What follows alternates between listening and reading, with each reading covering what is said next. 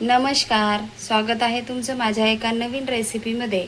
आज आपण झटपट तयार होणारी अशी कांद्याची चटणी बघणार आहोत। जर घरात भाजी नसेल तर आपण कांद्याची चटणी बनवून खाऊ शकतो। कांद्याच्या चटणीसाठी आपण इथे 3 कांदे घेतलेले आहे। कांदे आपण कापून घेणार आहोत।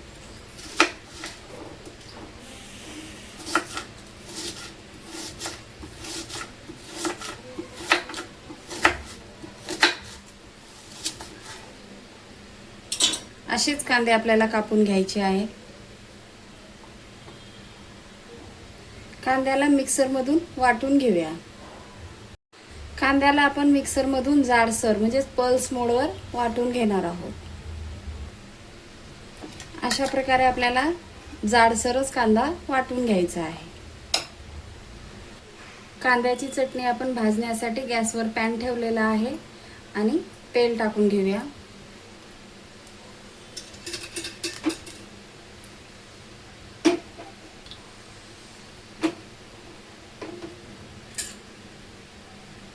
वाटून घेतलेला कांदा टाकूया।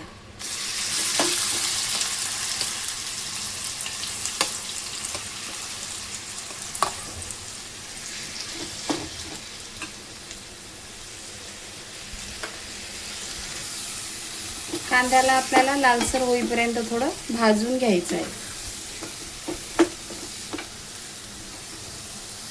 कांदा छान लालसर भाजलेला आहे।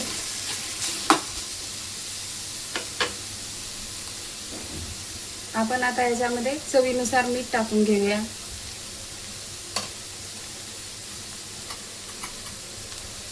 अर्धा चमचा मिरची पावडर टाकूया। थोडीशी कोथिंबीर।